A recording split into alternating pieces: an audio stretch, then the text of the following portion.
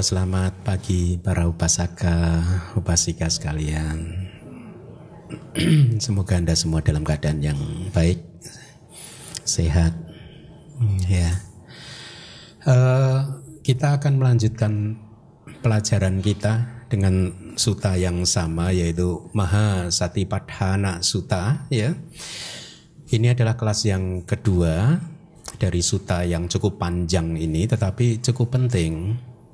Terutama Anda yang sudah mulai mendedikasikan waktu atau menyediakan waktu untuk bermeditasi, maka sutta ini menjadi sutta wajib untuk dipahami, ya, karena akan memberikan arah yang benar untuk latihan meditasi Anda, ya.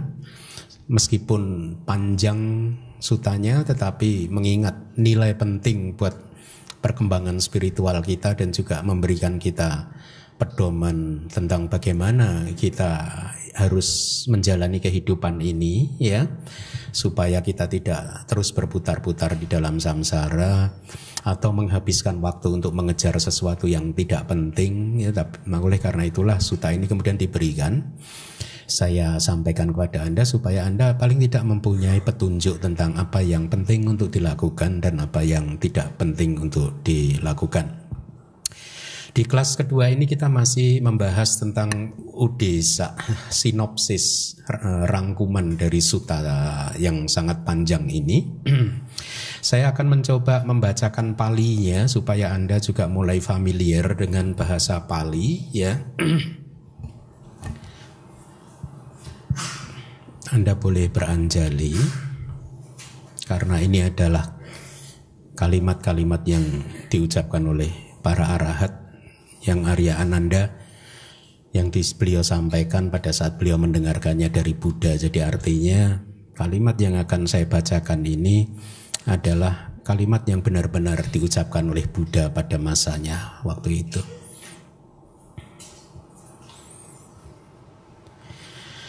Ewame sutang ekang samayang bhagawa guru suwiharati kama sadhammang nama guru nang nigamo tatrago bhagawa bhikkhu amante si bhikkhoti padante te bhikkhu bhagavato pecasosung bhagawa etadawoca ekayano ayang bikawe maigo saktanang wisudia soka paridewanang samatika maya duga domanasanang adenggamaya nyayasa adigamaya nibanasa saci kiryaya yadidang cataro satipadhana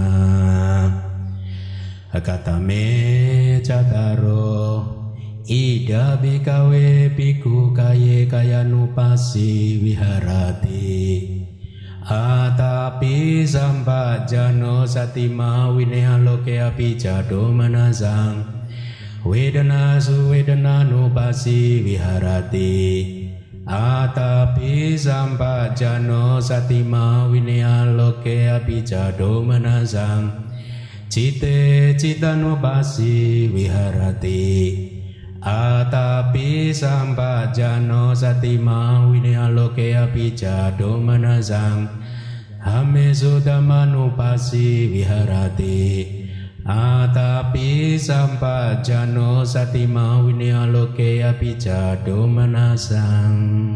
Sadu. Jadi itulah kira-kira sinopsisnya, ya, pembukaannya, ya. Sekarang kita baca bahasa Indonesianya yang berwarna kuning. Demikianlah yang telah saya dengar. Pada sewaktu-waktu Guru Agung tinggal di antara para guru. Di sana terdapat sebuah kota pasar yang bernama Kama Sadama. Ya, minggu lalu sudah saya jelaskan bahwa kalimat ini khususnya ewame sutang itu ada signifikansinya, ya. Ini kalimat diucapkan oleh siapa? Yang Arya Ananda. Jadi bagian ini merupakan nidana. Nidana itu semacam pengantar dari sutta. Ya, saya sudah jelaskan kenapa yang Arya Ananda mengucapkan ini, alasannya apa, karena pada waktu Buddha meminta beliau untuk menjadi asisten pribadinya, asisten tetapnya, yang Arya Ananda mengajukan 8 syarat. Salah satu syaratnya adalah Buddha diharapkan untuk mengulang semua pembabaran dhamma yang di mana yang Arya Ananda tidak hadir. Nah, dengan mengucapkan Ewang Me Sutang itu, yang Arya Ananda juga sebenarnya At-Tanang Parimocento bahasa Palinya. Tanang Parimocento itu semacam beliau sedang membebaskan dirinya sendiri, ya. Dari apa? Jadi seolah-olah beliau ini berkata, kalau bahasa Palinya, na ayang sayambu, artinya bukan saya loh yang menciptakan sutta ini. Itu kira-kira begitu. Na ayang sayambu, na yang sayambu, atau na maya idang saci kanti, atau saci katang. Saci katang, ya, artinya bahwa apa yang akan disampaikan ini itu tidak dialami sendiri oleh yang Arya Ananda, atau ini tidak dialami oleh saya, tapi semata-mata ini adalah yang beliau dengar dari Guru Agung kita Buddha Gautama, ya. Demikian, silakan dilanjutkan lagi. Di sana Guru Agung menyapa para biku. Para biku, biku-biku tersebut menjawab Guru Agung, "Yang mulia, Guru Agung berkata ini, para biku, inilah jalan tunggal untuk kesucian para makhluk, untuk mengatasi kesedihan dan ratap tangis, untuk kemusnahan rasa sakit jasmani dan duka cita, untuk pencapaian metode yang benar, untuk merealisasi nibbana. Inilah yang disebut 4 fondasi untuk perhatian penuh." Ini adalah 7 manfaat kalau di dalam penjelasannya. 7 manfaat dari berlatih meditasi Satipatthana, yaitu yang pertama adalah untuk mengatasi kesedihan, yang kedua adalah ratap tangis, kemudian yang ketiga adalah untuk kemusnahan rasa sakit jasmani, dan yang keempat adalah kemusnahan duka cita di hati kita, yang kelima adalah untuk pencapaian metode yang benar, kemudian yang keenam adalah untuk merealisasi nibbana. Oh, yang pertama tadi adalah jalan tunggal untuk kesucian para makhluk. Jadi ada 7, ya, manfaat yang bisa didapat pada saat seseorang berlatih meditasi Satipatthana. Selanjutnya silakan dibaca lagi. Apakah keempatnya? Di sini para biku, seorang biku setelah menyingkirkan nafsu ketamakan dan perasaan tidak senang di dunia, berdiam sebagai pengamat tubuh di dalam kaitannya dengan tubuh, gigih dengan pemahaman yang jernih, berperhatian penuh. Setelah menyingkirkan nafsu ketamakan dan perasaan tidak senang di dunia, berdiam sebagai pengamat perasaan-perasaan di dalam kaitannya dengan perasaan-perasaan, gigih dengan pemahaman yang jernih, berperhatian penuh. Jadi di Mahasatipatthana Sutta ini ada 7 objek meditasi, 7 pengamatan. Yang pertama tadi adalah pengamatan tubuh kita, ya. Sebenarnya bukan tubuh kita saja, nanti anapanasati atau mengamati nafas masuk dan nafas keluar juga termasuk dalam pengamatan tubuh, ya, meditasi untuk merenungkan tubuh sebagai tubuh. Nah, yang kedua objeknya adalah mengamati perasaan. Kemudian yang ketiga adalah ini. Silakan. Setelah menyingkirkan nafsu ketamakan dan perasaan tidak senang di dunia, berdiam sebagai pengamat batin di dalam kaitannya dengan batin, gigih dengan pemahaman yang jernih, berperhatian penuh. Jadi ini adalah metode yang ketiga, yaitu mengamati batin, ya. Yang keempat ini, setelah menyingkirkan nafsu ketamakan dan perasaan tidak senang di dunia, berdiam sebagai pengamat dhamma-dhamma di dalam kaitannya dengan dhamma-dhamma, gigih dengan pemahaman yang jernih, berperhatian penuh. Sinopsis selesai. Ya, itu adalah objek yang keempat. Jadi ada 4 perenungan, yaitu perenungan terhadap tubuh, kemudian perasaan, kemudian batin, dan yang keempat adalah dhamma. Tapi di dalam setiap perenungan ada beberapa poin yang Anda kalau perhatikan lihat, selalu ada setelah menyingkirkan nafsu, ketamaan, dan perasaan tidak senang di dunia ini.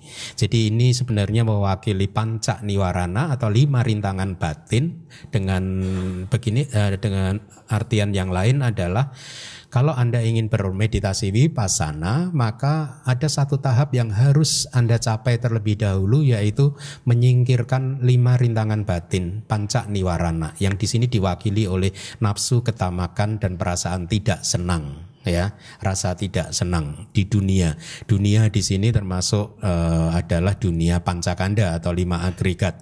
Nah, keadaan batin yang sudah berhasil menekan, menyingkirkan panca niwarana, itulah yang disebut sebagai sama samadhi, konsentrasi yang benar. Jadi setelah mencapai konsentrasi yang benar, kemudian kita mengamati 4 objek tadi, tubuh, perasaan, batin, dan juga dhamma. Nah, kalimat yang terakhir juga poin yang cukup penting juga. Di dalam setiap pengamatan membutuhkan 3 komponen batin, yaitu gigih dengan pemahaman yang jernih dan berperhatian penuh. Ya, dalam setiap meditasi kita harus menjadi seorang meditator atau yogi yang gigih, kemudian mempunyai pemahaman yang jernih, dan juga menerapkan perhatian penuh. Ya, nah apa makna-makna dari apa yang sudah saya sampaikan nanti kita akan bahas kalau pas sudah tiba pada poin tersebut. Mari kita lihat minggu lalu kita sudah selesai membahas terminologi jalan tunggal. Ya, ada 2 terminologi atau penjelasan tentang jalan tunggal yang sudah disampaikan di minggu lalu. Ya, yang pertama adalah disebut jalan tunggal karena jalan ini tidak bercabang. Jadi jalan ini tunggal lurus saja, tidak bercabang. Artinya apa? Kalau Anda sudah masuk di atas jalan tersebut, Anda dipastikan akan sampai ke nibbana. Karena ini jalannya udah tunggal dan lurus, tidak ada cabangnya lagi, tidak ada belokannya lagi. Dan inilah mengapa disebut sebagai jalan tunggal. Sekali kita masuk ke jalan tersebut, kita tidak akan salah jalan. Jadi tidak ada ceritanya seseorang yang masuk ke jalan Satipadhana mengembangkan jalan mulia berunsur 8, lalu tiba-tiba dia menjadi mudah emosian, mudah marah, baper gitu ya. Nah, nggak ada ceritanya. Begitu kita masuk ke sana, karena ini adalah jalan untuk menuju ke kesucian. Ya, batin kita semakin kita melangkah, batin ini menjadi semakin murni, semakin murni, semakin murni, semakin murni, semakin bijaksana. Ya. Makanya di kitab sub komentar dijelaskan nahi nibbana gami maggo anyo ati. Artinya sesungguhnya tidak ada jalan menuju ke nibbana yang lainnya. Ya hanya inilah jalan untuk menuju ke nibbana. Itu yang dimaksud arti yang pertama. Kemudian arti yang kedua disebut jalan tunggal karena jalan tersebut harus dijalani oleh satu orang, artinya sendirian. Ya, minggu lalu juga sudah saya sampaikan kenapa kita harus menjalani sendirian. Ya, Anda yang sudah mengikuti retret, Anda tahu tidak ada siapapun yang bisa membantu Anda. Iya tidak, Anda harus berjuang sendiri dengan gigih, dengan pemahaman yang jernih, dan kemudian mengembangkan terus perhatian penuh Anda. Guru Anda tidak bisa membantu Anda, ya, teman Anda tidak bisa membantu Anda. Artinya meskipun mungkin ada guru teman Anda yang sudah berhasil mengembangkan jalan mulia berunsur 8, mereka juga tidak bisa memberikannya jalan mulia berunsur 8 yang mereka sudah kembangkan kepada kita. Ya, mungkin 20% saja diberikan pada kita, tidak bisa. Atau kalau Anda berhasil di dalam meditasi Anda juga tidak bisa memberikan sebagian dari jalan mulia berunsur 8 kepada teman Anda atau suami atau istri atau anak Anda, tidak. Kita bertanggung jawab terhadap perjalanan ini sendiri, ya. Pada waktu saya mengenal Buddhism, ini saya anggap sebagai penjelasan yang rasional daripada sekedar hanya mengajarkan kepada kita bahwa ada sesuatu yang bisa menolong saya. Ternyata waktu diberikan pelajaran yang seperti itu tidak pernah benar-benar menarik hati saya. Tetapi pada saat saya diberitahu oleh guru Buddhis saya bahwa saya bertanggung jawab terhadap kehidupan saya sendiri, saya harus menjalani perjalanan ini sendiri, malah ada ketertarikan di dalam hati saya. Jadi ini ada semacam satu keanehan. Pada waktu dijanjikan ada yang bisa menolong saya malah tidak tertarik. Pada saat saya disampaikan, diajarkan oleh guru saya bahwa saya adalah satu-satunya yang bisa menolong diri saya sendiri, malah saya berjuang keras. Ya, jadi itulah arti dari jalan tunggal yang kedua. Ya, makna dari jalan tunggal yang ketiga adalah seperti yang ada di layar. Disebut sebagai jalan tunggal karena jalan ini adalah jalan milik dia yang nomor satu. Artinya ini adalah jalan yang ditemukan oleh Buddha, ditemukan oleh Bhagawa, ditemukan oleh bahasa Indonesianya begawan atau guru agung. Ya, bukan diciptakan. Buddha tidak pernah menciptakan jalan. Ya, karena jalan ini, jalan mulia berunsur 8, kalau kita berbicara jalan mulia berunsur 8, itu sudah ada sejak awal samsara. Cuman di dalam perjalanannya kadang jalan mulia berunsur 8 itu terkubur, tidak ada yang tahu. Dan itulah mengapa kemudian Buddha harus muncul ke bumi untuk rediscover, menemukan kembali jalan yang hilang tadi, kemudian diperkenalkan lagi kepada dunia, sehingga akhirnya kita semua bisa mengerti jalan mulia berunsur 8, latihan sila samadhipanya. Tetapi ingat satu masa, di masa depan nanti ajaran Buddha ini harus hilang, harus hilang.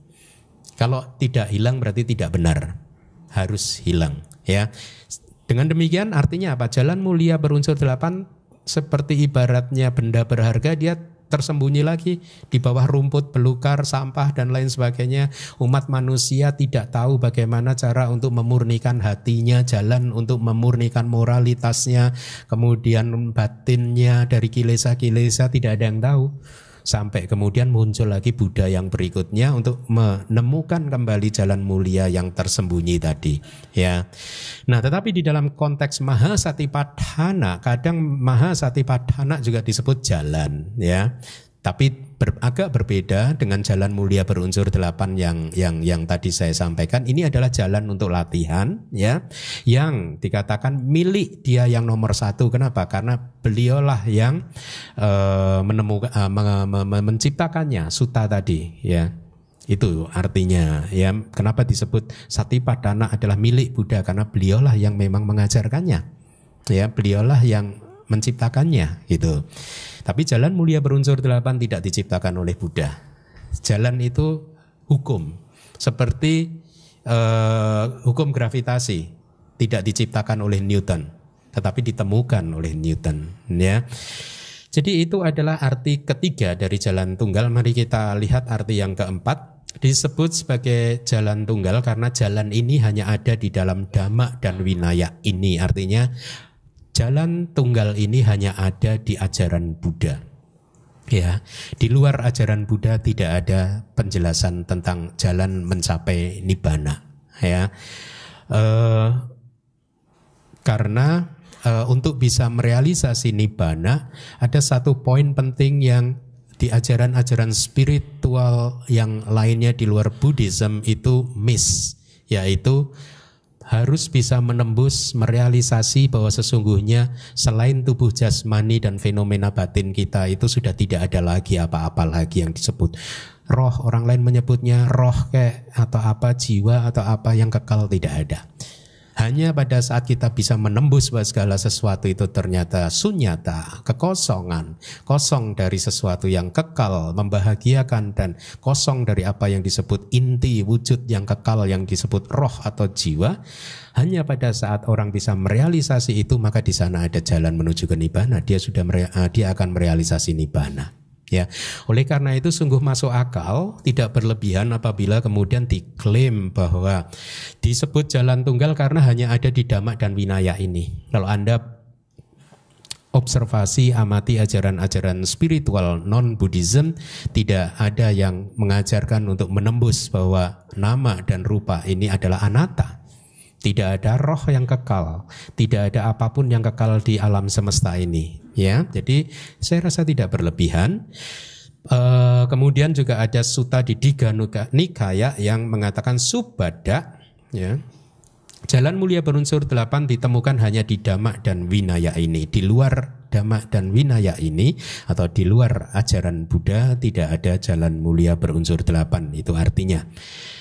Kemudian definisi jalan tunggal yang kelima adalah disebut sebagai jalan tunggal karena jalan ini menuju ke satu tujuan, yaitu apa? Nibbana, ya. Dan selanjutnya dikatakan bahwa walaupun di tahap awal dari latihan meditasi Satipatthana ini mengalir menuju ke berbagai macam pintu masuk, tetapi di tahap berikutnya hanya pergi menuju ke yang satu, yaitu Nibbana. Artinya begini, walaupun di dalam tahapan awal berlatih meditasi Satipatthana nanti ada berbagai pintu masuk, yaitu minimal ada 4 pintu masuk, yaitu objek tubuh, perasaan yang kedua, kemudian batin atau cita yang ketiga, dan dhamma yang keempat. Atau ada pintu masuk lain yaitu yang harus menuju ke samatha dulu dengan mencapai jhana dulu, atau pintu masuk yang lain yang tanpa jhana langsung berwipasana, wipasana kering, ya.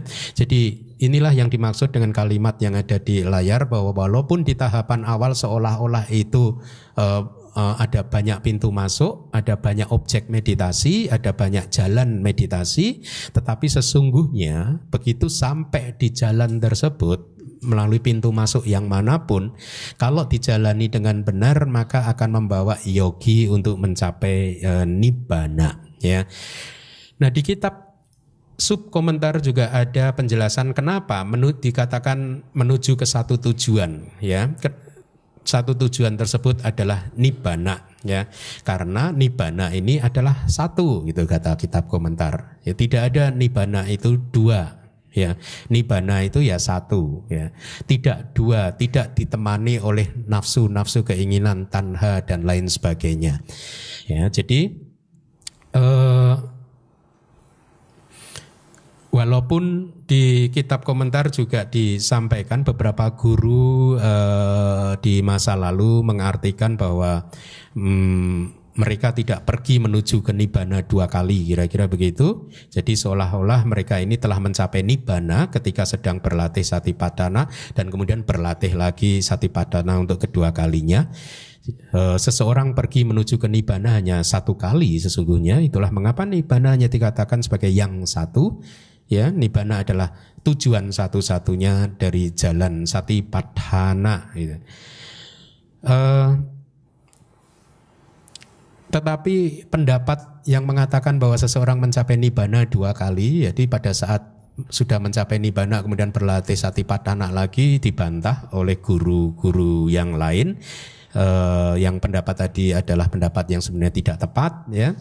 Tidak benar, karena di dalam instruksi meditasi di Mahasatipatthana Sutta ini diberikan hanyalah berupa tahapan awal dari jalan adi duniawi. Ini hanyalah jalan untuk menuju ke nibbana, ya. Untuk begitu sudah sampai nibbana, selesailah. Jalan ini hanya muncul 1 kali saja. Karena pada saat Anda mencapai nibbana untuk 1 kali, jalan sotapati, jalan sotapanna itu sudah melakukan fungsinya sendiri, yaitu menghancurkan kilesa-kilesa tertentu, dan itu tidak akan muncul lagi. Kecuali akan memunculkan jalan yang lebih tinggi, yaitu jalan sakadagami, jalan anagami, dan jalan arahata. Itu yang dimaksud. Kemudian dalam pengertian apa disebut sebagai jalan? Jawabannya adalah dalam pengertian sebagai jalan yang menuju ke nibbana, dan dalam pengertian sebagai jalan yang harus dijalani oleh mereka yang berharap mencapai nibbana. Seperti kita yang berharap mencapai nibbana, kita harus berjalan di atas jalan Satipatthana ini. Jadi berkaitan dengan jalan tunggal ini, dulu ada diskusi antara guru dan murid yang berbeda pendapat. Sang guru mengatakan bahwa jalan Satipatthana ini adalah jalan yang bercampur seperti yang tadi, yaitu ini adalah jalan adi duniawi dan juga jalan duniawi, jalan yang mengambil objek nibbana dan juga jalan duniawi. Tetapi muridnya berkata bahwa mengatakan kepada gurunya bahwa latihan meditasi Satipadhana ini hanyalah tahapan awal saja. Ya, ini bukan tujuan akhir. Tujuan akhirnya nanti nibbana, nibbananya nanti. Tetapi gurunya tidak. Nibbana juga ada di dalam jalan ini, kira-kira begitu. Ya, karena posisinya sebagai guru yang harus dihormati, akhirnya muridnya mengalah. Ya, dia tidak membantah apapun. Padahal pendapat muridnya benar bahwa ini adalah jalan duniawi. Kita harus berjalan di atas jalan ini. Kalau kita berhasil nanti baru kita sampai kepada nibbana, tapi gurunya tidak sependapat dengan itu. Nah, singkat cerita pada saat sore hari gurunya mandi sore menuju ke tempat pemandian, beliau merenungkan Sutta Mahasatipadhana Sutta. Kemudian beliau teringat tiba pada bagian akhir dari sutta yang sudah pernah saya sampaikan kemarin. Kata-kata palinya itu yohi koci bhikkhave ime cataro satipadhane ewang bhaweya satta wasani dan seterusnya. Ya, kira-kira artinya siapapun para biku yang mengembangkan Satipadhana dengan cara demikian hanya untuk 7 tahun, maka ada 1 dari 2 hasil yang bisa diharapkan. 1 dari 2 hasil yang bisa diharapkan, yaitu pencapaian arahata, atau kalau masih ada kilesa yang tersisa maka pencapaian anagami adalah hasil yang bisa diharapkan. Nah, kemudian gurunya menyadari kesalahannya. Oh iya, ternyata jalan Satipadhana ini masih jalan duniawi. Tidak ada hubungannya bahwa di jalan ini ada nibbana. Nibbana adalah tujuan akhir dari perjalanan ini. Kalau kita sudah mengembangkan Mahasatipadhana dan kita berhasil mengembangkannya, maka yogi siapapun itu juga kemudian ada salah satu dari 2 hasil yang bisa diharapkan.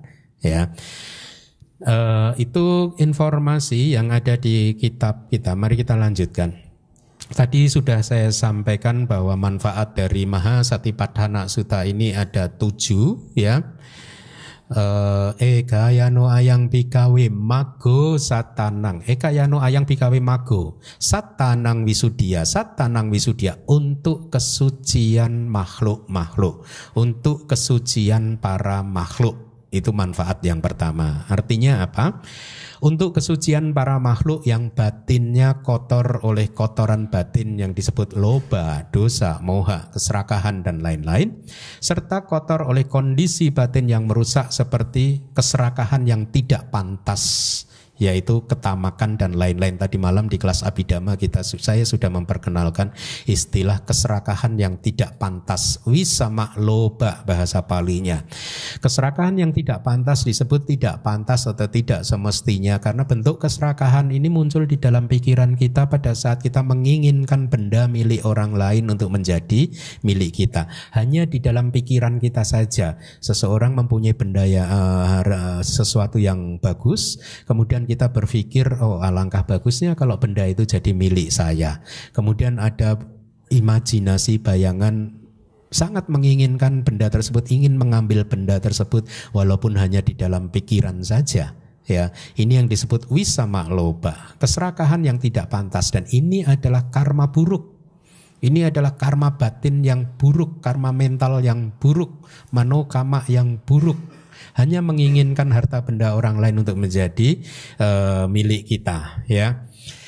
Nah, ini adalah tujuan yang pertama, yaitu untuk kesucian para makhluk. Disebutkan di dalam kitab komentar ada penjelasan seperti ini.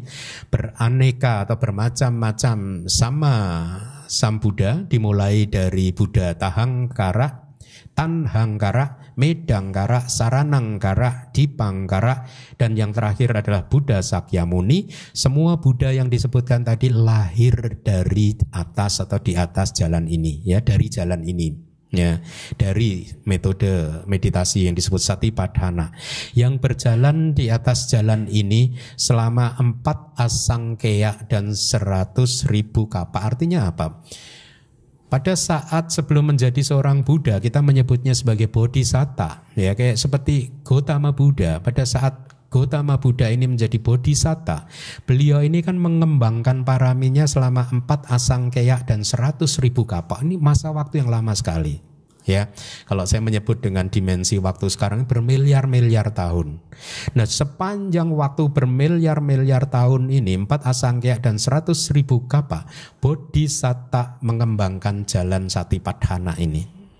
Ya, mengembangkan perhatian penuhnya, samadhinya, dan jalan mulia berunsur 8. Ya, atau dengan kata lain mengembangkan paraminya. Jadi dengan kata lain di sepanjang kehidupan beliau benar-benar melatih untuk mengembangkan jalan mulia berunsur 8. Ya, melatih paraminya semata-mata hanyalah melalui jalan Satipatthana. Ya. Jadi kita pun juga harus seperti Bodhisatta. Jadi bayangkan Bodhisatta melatihnya selama 4 asangkya dan 100.000 kapa. Kita selama berapa lama? Hah? Belum, Bante, baru mau mulai.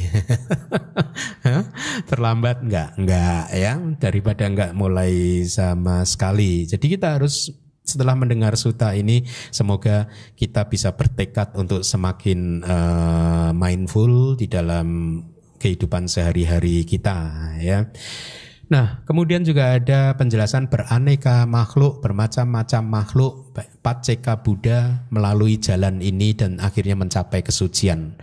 Ya, mereka yang mencapai kesucian adalah para arahat. Mereka mencapai kesucian dengan melalui jalan ini. Inilah mereka tadi adalah para makhluk yang telah melenyapkan semua noda batin dan telah mencapai kesucian yang tertinggi, para Mahavisuddhi.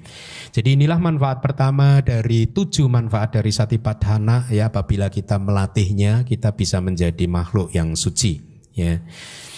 Disebut kesucian karena dengan metode Satipatthana ini kita bisa membersihkan hati kita dari segala bentuk noda, loba, dosa, moha. Ya, mereka yang mempraktekkan Satipatthana bisa mencapai tingkat kesucian tertinggi setelah menghancurkan semua noda batin.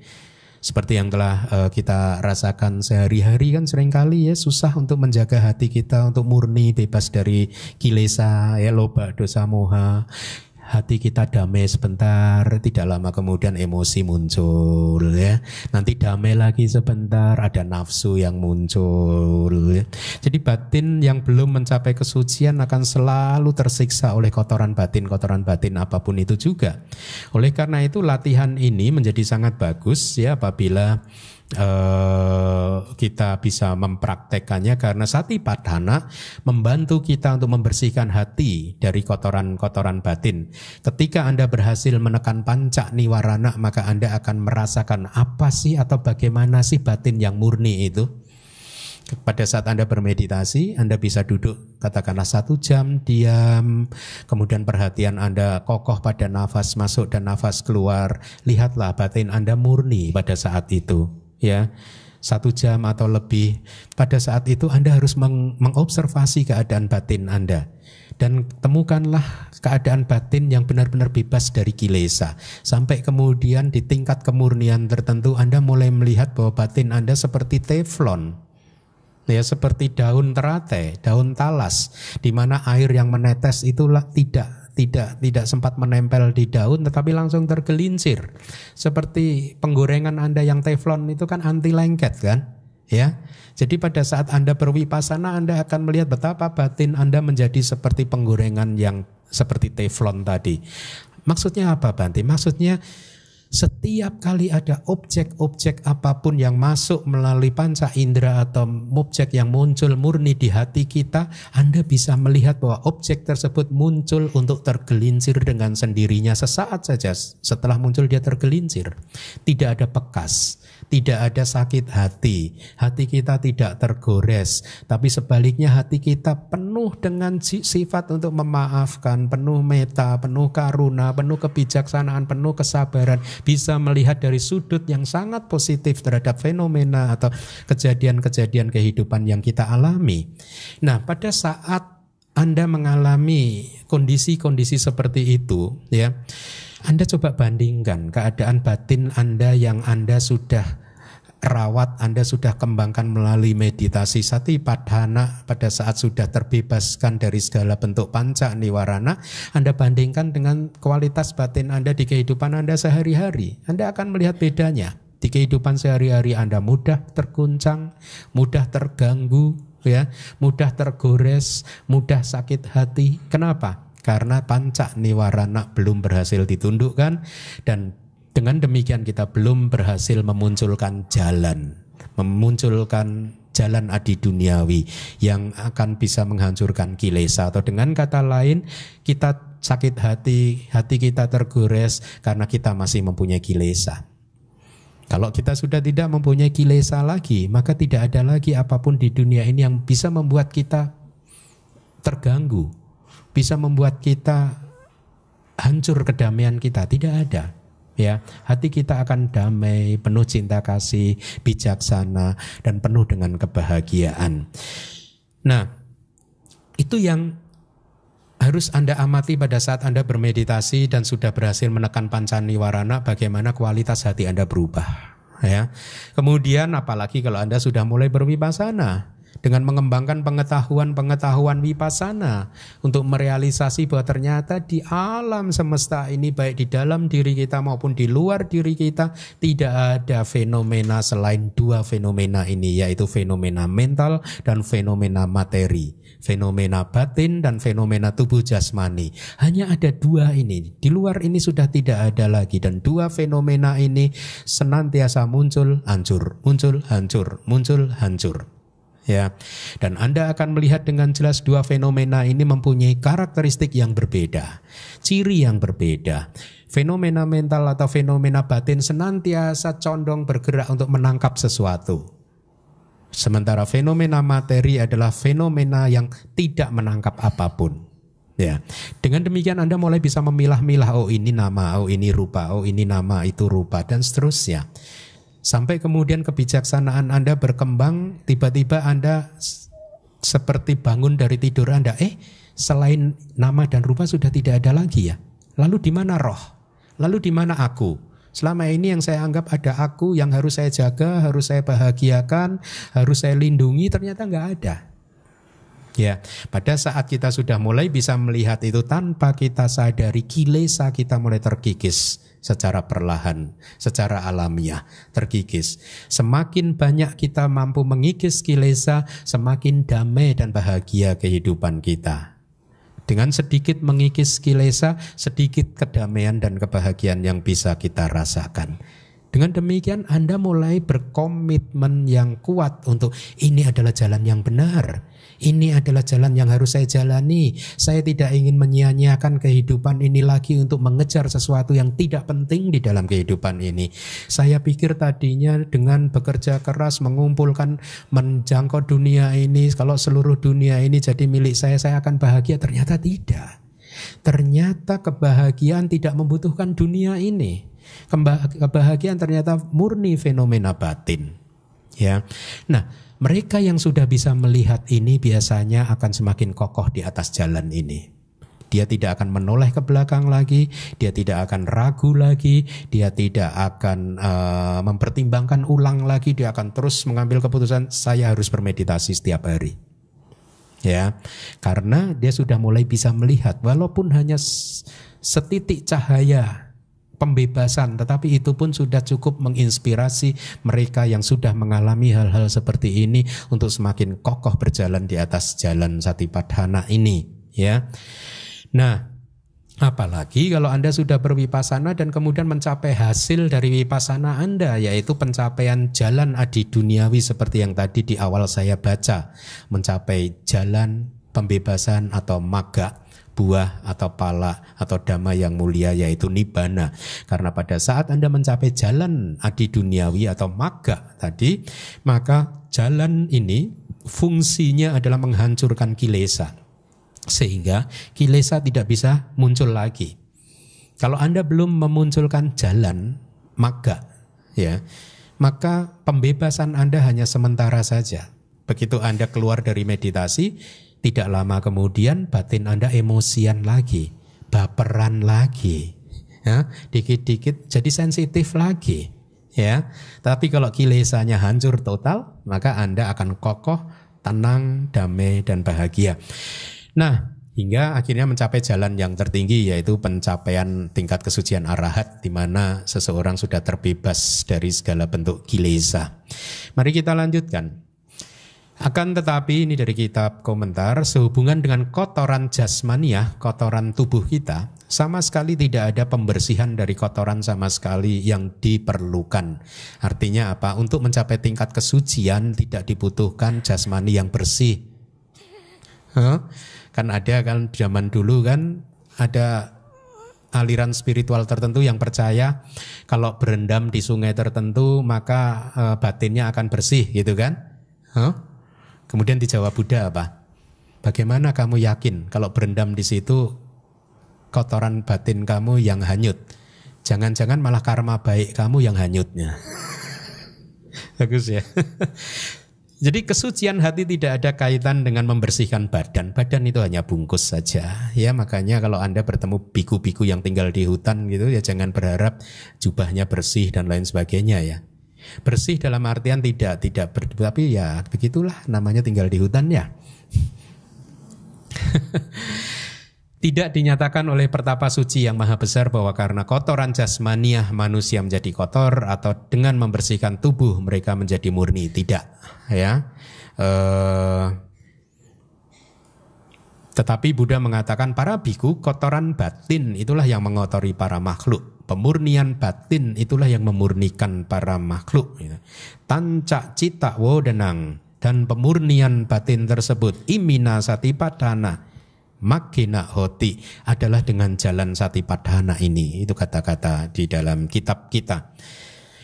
Kemudian dikatakan oleh pertapa suci yang maha besar bahwa karena kotoran batin manusia menjadi kotor atau dengan membersihkan batin mereka menjadi murni. Jadi penjelasannya adalah kalau Anda ingin murni, ingin bersih, yang harus dibersihkan adalah hati Anda, batin Anda, pikiran Anda yang harus dibersihkan. Kemudian manfaat yang kedua dan ketiga adalah untuk mengatasi kesedihan dan untuk mengatasi ratap tangis. Ini manfaat dari meditasi Satipadhana. Artinya adalah untuk meninggalkan mengatasi kesedihan dan ratap tangis. Yang dimaksud kesedihan itu kesedihan di dalam hati kita ya, ketika melihat tanda kemalangan yang dialami oleh sanak famili kita, teman kita atau orang-orang yang kita cintai mengalami kehidupan yang tidak baik, kemudian kita sedih hati kita, itu penjelasannya ya. Nyati biasana dinimitang, tanda kemalangan sanak famili. Kemudian ratap tangis, apa yang dimaksud ratap tangis ya, menangis dan meratap atau menangis dengan meratap ya. Waca wipalapa, kata-katanya membingungkan ya. Artinya Anda pernah melihat orang yang menangis meraung-raung begitu, kata-katanya membingungkan kan? Mungkin anak Anda kali ya. Ya kalau pas lagi balita batita itu kan suka meratap gitu ya, dan itu kan kata-katanya membingungkan kan. Aku mau ini dikasih ini enggak mau, nah itu maunya itu dikasih yang itu enggak mau, maunya ini gitu. Membingungkan. Waca wipalapa ya, kata-katanya membingungkan ya. Kalau di teks itu mana anakku itu nanti ada contoh tentang siapa itu Padhacara ya, nanti mudah-mudahan kita cukup waktu. Jadi ketika kita telah berhasil mencapai sama samadhi dengan Satipadhana ini, maka tadi sudah saya sebutkan kesedihan dan ratap tangis lenyap. Mereka yang sudah pernah mengalami sama samadhi tahu bagaimana kesedihan, ratap tangis, kilesa mereka tidak bisa lagi masuk ke dalam hati kita. Ya, karena semua fenomena tergelincir sesaat setelah kemunculannya, tidak ada yang menempel ya di dalam hati kita. Muncul hancur, muncul hancur, muncul hancur. Ada kedamaian di sana. Kedamaian bukan karena dunia ini semuanya tampak indah tiba-tiba, semuanya itu berbeda baik, tidak. Dunia ya tetap dunia. Ya. Yang membedakan adalah suasana hati kita, cara pandang kita, kebijaksanaan kita yang berbeda. Selama ini kita selalu menyalahkan dunia, menganggap dunia ini kurang, dunia itu tidak sempurna dan lain sebagainya. Tetapi begitu Anda mencapai sama samadhi, Anda baru merealisasi bahwa dunia ini ternyata sempurna. Apapun itu juga. Yang selama ini Anda anggap tidak sempurna, ternyata sempurna. Jadi ada kekeliruan pandangan.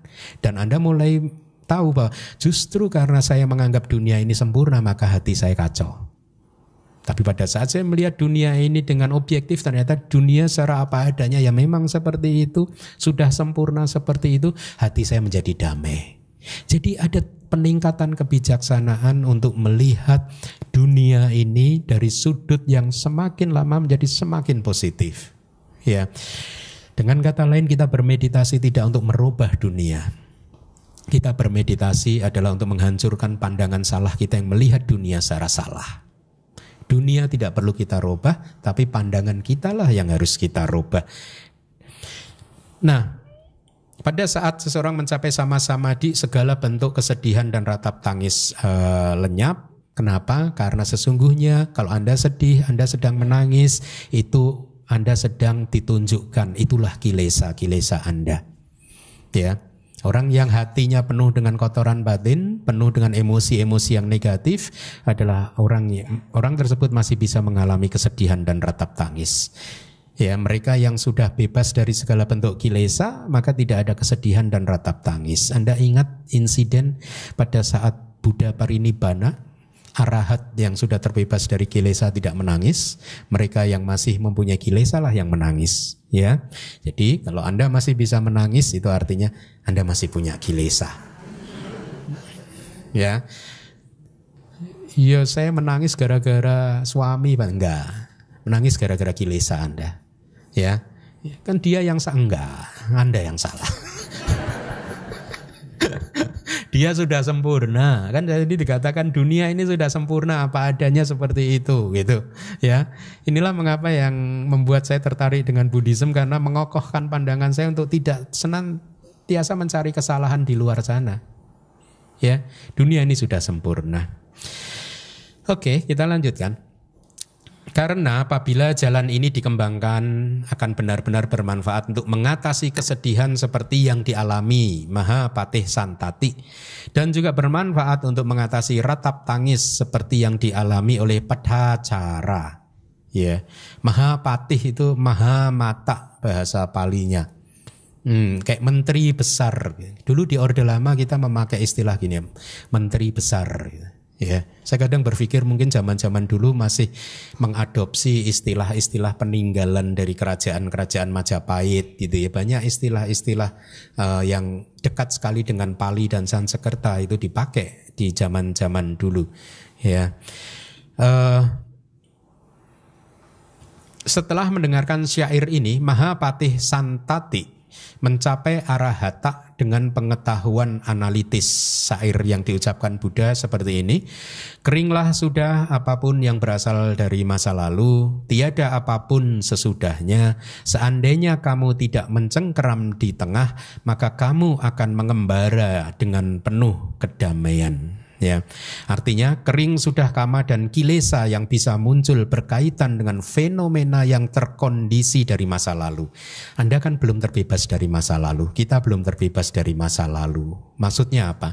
Pada saat teringat dengan kejadian masa lalu yang tidak mengenakkan hati, kita sedih.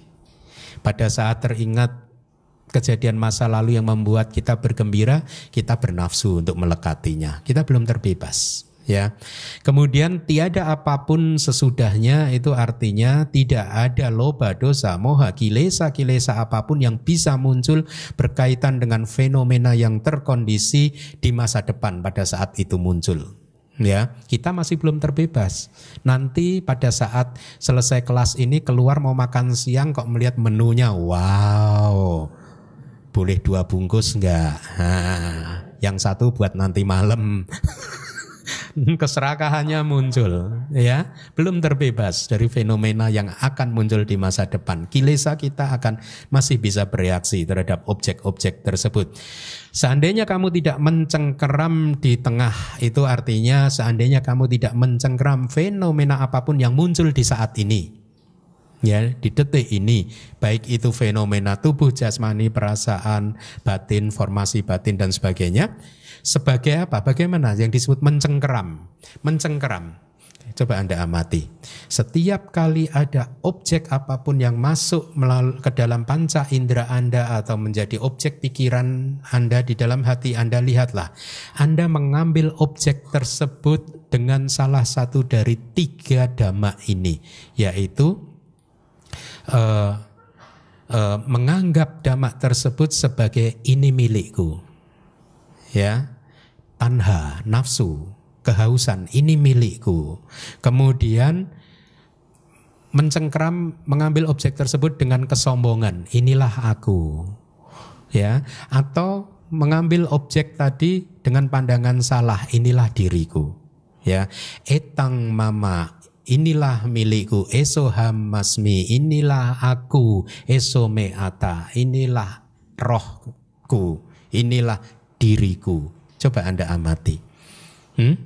Pada saat nanti mengambil makanan, inilah jatah makananku.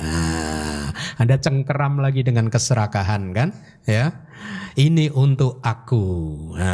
Sombong. Ada keakuan di sana. Karena inilah tiga dhamma inilah yang disebut papanca. Papanca itu proliferation, berkembang biakan. Berkembang biak, kelahiran kita di dalam samsara jadi berkembang biak. Artinya apa? Tiga dhamma tadi yang memperpanjang samsara, memperpanjang jumlah kelahiran. Ya, semakin kita tidak bisa mengendalikan batin dari tiga reaksi ini tadi, maka kelahiran akan terus ada. Ya, etang mama eso hamasmi eso meata, ini milikku, ini aku, dan ini diriku. Ya, kalau yang sudah belajar abhidhamma, nanti siang ada kelas abhidhamma. Ini adalah trio cetasika yang disebut trio loba. Loba, titik, mana, ya, keserakahan, pandangan salah, dan kesombongan. Gitu. Nah, sebaliknya, apabila kita tidak mencengkeram apapun yang muncul di hati ini dengan cara yang demikian tadi, menganggap bahwa ini hanyalah makanan, itu adalah fenomena materi yang muncul lenyap, nafsu kita yang kelaparan, yang ingin meminta 2 bungkus tadi diamati, ternyata muncul lenyap, dan akhirnya begitu sudah sampai di depan volume, nggak jadi 2 bungkus, 1 aja. Anda meralat kesalahan.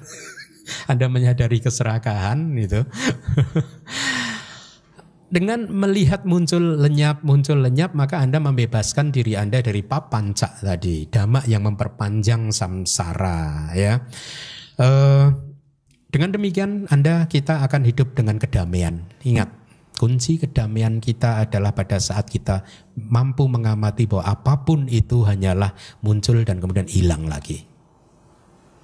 Sehingga tidak ada apapun di dunia ini yang pantas untuk dilekati. Itulah kedamaian.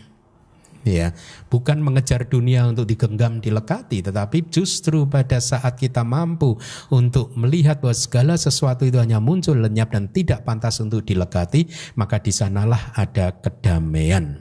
Seperti seorang pemburu yang menembak sasarannya dengan tepat. Jadi kita harus menembak sasaran kilesa kita itu dengan tepat. Cara menembak kilesa dengan tepat itu bagaimana? Mengetahui kemunculannya dan kemudian kelenyapannya. Cara mengetahuinya bagaimana? Dengan sati, perhatian penuh. Cara mengembangkan satinya bagaimana? Dengan Mahasatipattana Sutta ini, ya. Jadi terhadap fenomena apapun, objek-objek pikiran apapun, baik itu dari masa lalu, masa depan, atau masa kini, maka amatilah dengan batin yang bebas dari 3 hal tadi. Ini milikku, ini aku, dan ini diriku. Dengan kata lain, kita mengamati apapun sebagai sesuatu yang hanya muncul kemudian hilang, muncul kemudian hilang. Ya, apakah yang diamati lalu nafsu saja Bante, kotoran batin saja Bante? Tidak. Kualitas batin Anda yang baik pun juga harus diamati. Oh, dana yang saya lakukan juga muncul lenyap. Kualitas dana saya juga muncul lenyap. Kualitas sila saya juga muncul lenyap. Kebijaksanaan saya juga muncul lenyap. Cinta kasih meta saya juga muncul lenyap. Karena bisa jadi seseorang tidak melekat terhadap kilesa, tetapi mereka masih bisa melekat terhadap kualitas hati yang baik. Ya, oh, samadhi saya juga muncul lenyap. Ya, jadi apapun yang baik itu muncul lenyap, yang tidak baik pun juga muncul lenyap. Tidak ada apapun di alam semesta ini, di dalam samsara ini yang tidak pernah lenyap. Segala sesuatu yang muncul pasti dia akan lenyap kembali. Singkatnya, ya, seperti khotbah Buddha di Dhammacakkappavattana Sutta, pancu padana kanda duka. 5 agregat yang menjadi objek upadana kita, menjadi objek pelekatan kita, itu adalah fenomena yang muncul lenyap. Harus diamati, mereka semua adalah anicca, dukkha, dan anatta. Tidak dicengkeram dengan papan cak dhamma, etang mama, eso hamasmi, eso meata. Ini milikku, ini aku, ini diriku. Ya. Nah, dengan demikian kita secara perlahan akan merealisasi karakteristik umum dari batin dan jasmani, yaitu anicca, dukkha, dan anatta. Nah, tadi disebutkan untuk soka paridewanang samatikamaya, untuk melenyapkan kesedihan dan ratap tangis. Tadi disebutkan untuk melenyapkan kesedihan itu di kitab komentar dijelaskan ada satu cerita tentang Mahapatih Santati, ya. Jadi kitab komentar itu sangat konsisten sekali. Semakin membaca kitab saya menjadi semakin kagum. Tidak hanya kepada Buddha tetapi pada para murid Buddha di masa lalu. Kenapa? Karena pada saat itu belum ada tulisan. Tetapi beliau ini bisa menjelaskan dengan konsistensi yang terjaga gitu. Dan sangat detail sekali. Oleh karena itu seperti yang akan saya sampaikan, untuk menguraikan yang dimaksud dengan melenyapkan, mengatasi kesedihan itu seperti apa, diberikan cerita tentang Mahapatih yang bernama Santati. Jadi Mahapatih Santati ini adalah patih dari atau menteri kepala, ya, menteri besar dari Raja Pasenadi dari kerajaan di Kosala, ya. Pada suatu hari beliau pulang ke kerajaan setelah berhasil meredakan gejolak di tapal batas kerajaan. Setelah lapor kepada Raja Pasenadi karena kegembiraan dari raja, akhirnya raja memberi hadiah kepada Mahapatih Santati berupa dia memberikan semua kerajaan, semua kekuasaan dia kepada Santati, sang menteri, selama 7 hari. Jadi selama 7 hari tersebut Mahapatih Santati itu acting seperti raja, menjadi raja sementara. Ya, dia menikmati semua kenikmatan-kenikmatan indriawi yang biasa dirasakan oleh raja, ya, menikmati penari-penari. Jadi singkat cerita, selama 7 hari itu Santati menikmati hadiah pemberian raja dengan memuaskan semua panca inderanya, indera-inderanya, ya. Setiap hari dia berpesta pora, mabuk-mabukan, kemudian melihat penari-penari. Kalau zaman dulu tuh hiburannya penari gitu. Ya, zaman sekarang apa? Nah, ketahuan.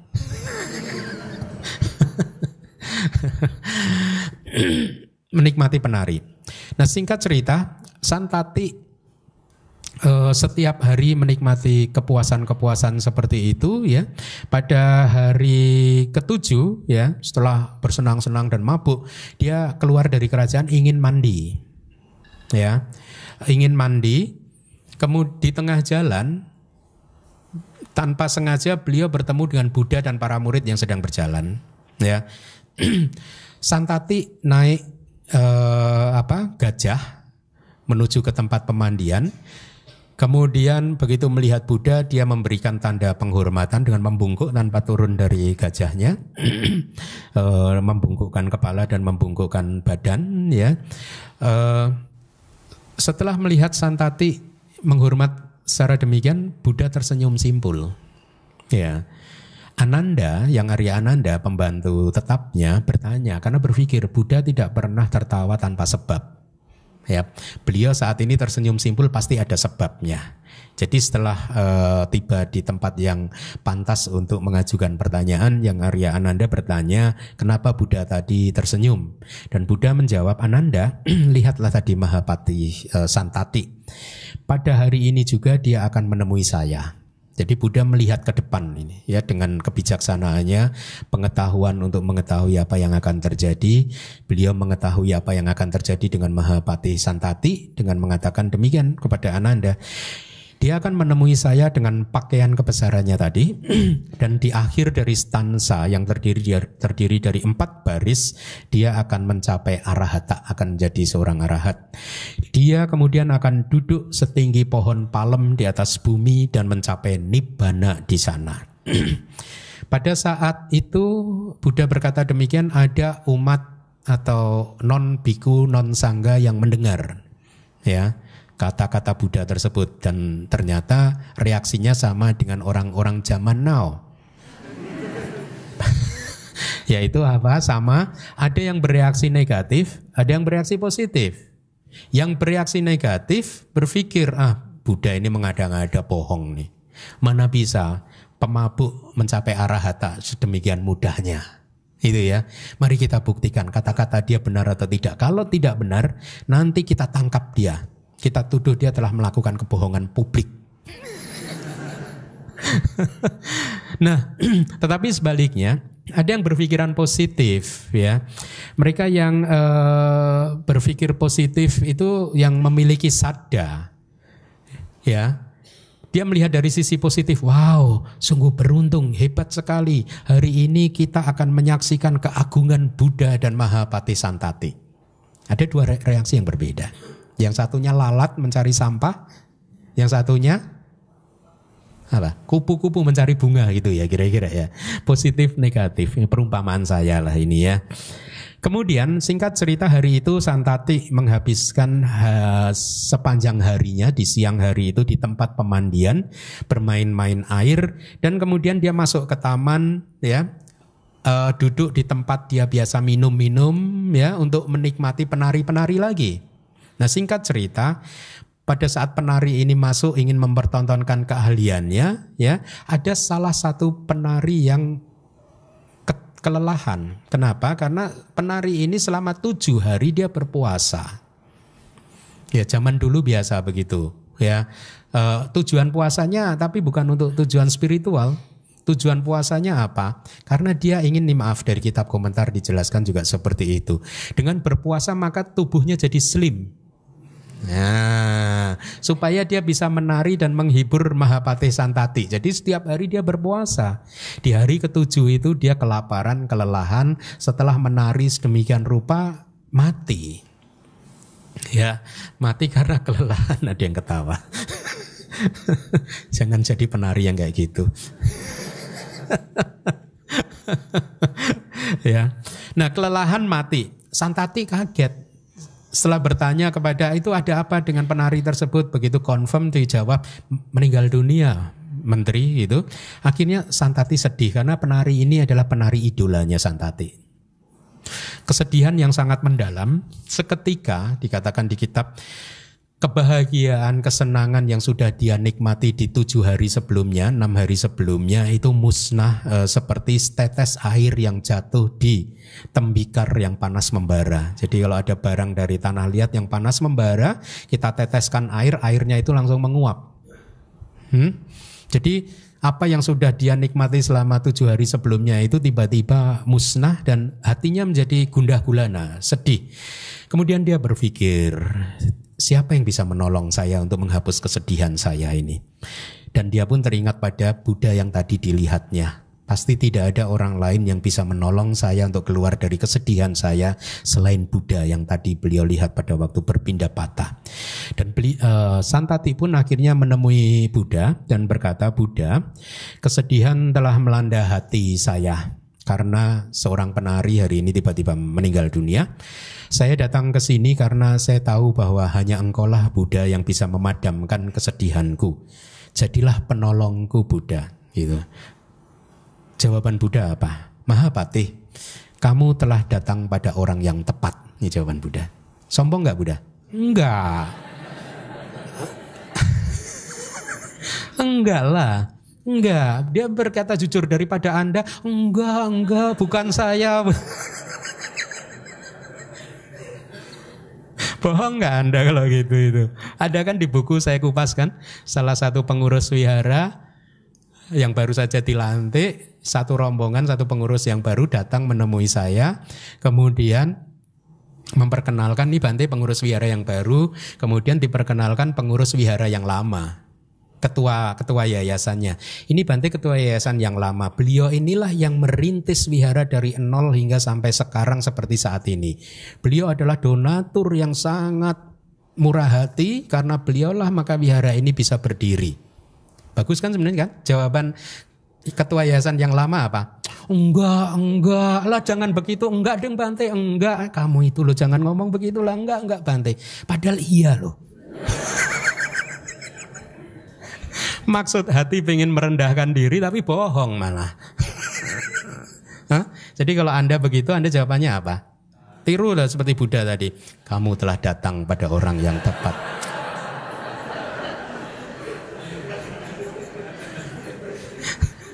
Ya, kamu telah mengatakan sesuatu yang benar-benar terjadi. Lebih bagus begitu. Hah? Nggak apa, atau diam saja lah, jangan berbohong gitu. Ya, saya tahu tradisi kadang mengajarkan kita untuk tidak boleh sombong ya, tapi sebenarnya mengakui apa yang sudah kita lakukan bukan bentuk kesombongan. Jadi saya lanjutkan jawaban Buddha. Aku adalah orang yang mampu memadamkan kesedihanmu Santati. Ketahuilah, ini menarik nih, bahwa sudah sering kali di dalam kehidupan kamu di masa lampau bertemu dengan perempuan yang jadi penari tadi, ya. Dan sudah sering kali perempuan tersebut mati dengan cara demikian. Jadi ini nggak lulus ini penari ini ya. Hah? Di dalam banyak kehidupan terulang lagi. Jangan ketawa, kita pun juga begitu. Di kehidupan lampau udah janji besok kalau lahir lagi jadi manusia saya nggak mau menikah. Begitu lahir jadi manusia pada menikah. Nah, saya lanjutkan. Jadi perempuan tadi sudah sering mati dengan cara demikian, dan kamu juga selalu menangisinya seperti ini. Itu kata-kata Buddha, ya. Dan ini tidak ada di sutanya, tidak ada, adanya di kitab komentar. Jadi kalau dikatakan kitab komentar itu adalah karangan dari murid Buddha, tidak benar. Karena kitab komentar itu sebagian itu adalah catatan-catatan tentang kejadian yang benar-benar terjadi di masa lalu, tetapi tidak dimasukkan di dalam Tripitaka. Dijadikan sisipan, catatan tambahan gitu, kira-kira begitu. Dulu belum ada catatan, ya, karena belum ada tulisan kan. Nah, di sepanjang samsara ini, air mata yang telah kamu tumpahkan Santati itu jauh lebih banyak dari semua air di 4 samudra raya ini. Ini untuk menggambarkan Santati betapa Anda juga, kita sering menangis sudah. Kalau dikumpulkan juga melebihi 4 samudra air kita. Bedanya Santati sadar, kita enggak. Ya, dan kemudian Buddha menyampaikan stansa tadi, ya, itu yang di atas di layar, keringlah sudah apapun yang berasal gitu. Di akhir stansa Mahapatih mencapai arahata dengan 4 pengetahuan analitis dan disertai dengan kesaktian juga. Ya, kemudian setelah menjadi seorang arahat, Santati mengamati agregatnya, mengamati tubuh jasmani dan batinnya dengan menganalisa kira-kira ini akan mengalir sampai kapan, ya. Kemudian Santati melihat bahwa tidak lama lagi dia akan harus masuk ke nibbana. Artinya umurnya sudah tidak panjang lagi. Arahat memang bisa melakukan itu. Ya, dia tahu kapan akan mencapai nibbana.